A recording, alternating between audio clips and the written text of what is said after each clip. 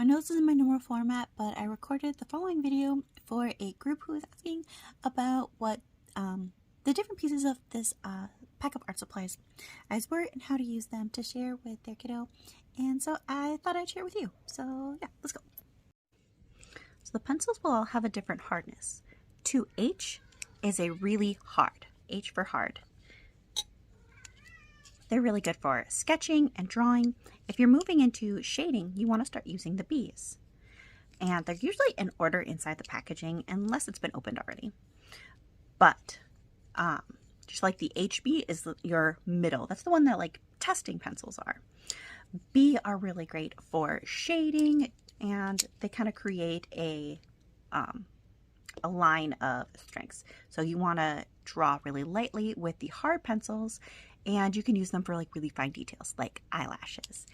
A softer pencil, when you do like a little swatch, will rub off more easily and won't leave your paper really shiny. If you want to take down some of the brightness, you'll use one of these cool kneaded erasers. They come in a brick, and you just kind of blend the potatoes out of them, and they get really stretchy and fun. You can also get teeny tiny details. You're like, oh, I want to get the white of that eye a little bit more white. You can squish it together and tick, tick, tick, tick, into the eye. You can also use it if you shade an area and you're like, oh, that's too dark, or you want to pull the highlight out. You will pat, pat, pat, pat, pat onto your picture. So if like you're like, hey, this is where highlight is on your picture, you blot it there. And these are your blending stumps. You can get tortillions, which are wrapped up papers, but these ones are going to be a little bit different. They are fully compressed paper instead, and they are awesome, especially for not having to blend with your hands. I still blend a lot with my hands as long as it's not something where it's the final layer.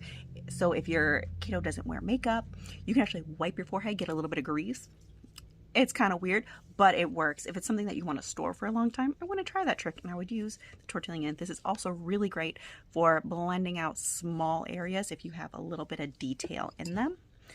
And you're going to find similar hardnesses on your charcoals as well.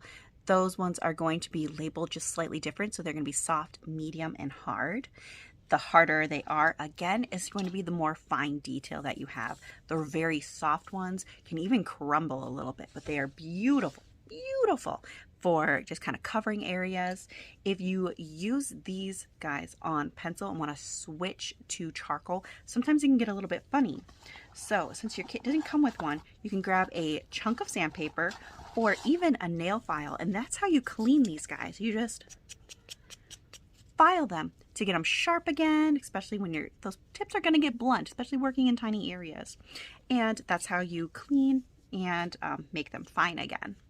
I know we're doing things a little bit out of order, but you got a rectangular eraser as well. I like the Magic Rub, but a lot of them are just for strong, harsh lines. So think about like kitty whiskers to erase those.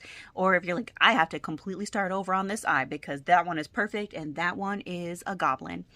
It'll erase it really, really smoothly. And then you'll clean them off by just rubbing it on a piece of paper. And then you also have charcoal sticks and Conte sticks. They're a little bit different.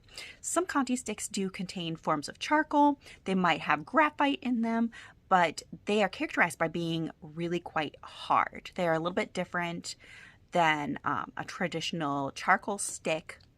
So I've got like a traditional stick here. You see how it starts picking up some of the color? That'll be similar to a NuPastel. NuPastel are really smooth, but in general they are great for practicing portraits, especially one-on-one life-size portraits. They are beautiful. A lot of people use them for landscapes as well. So if you have a stick that you're able to shade with quickly, you can cover a whole lot of area by just across your page. Hope that was helpful. All right, that's it. I hope you learned something. I love you so much. Bye.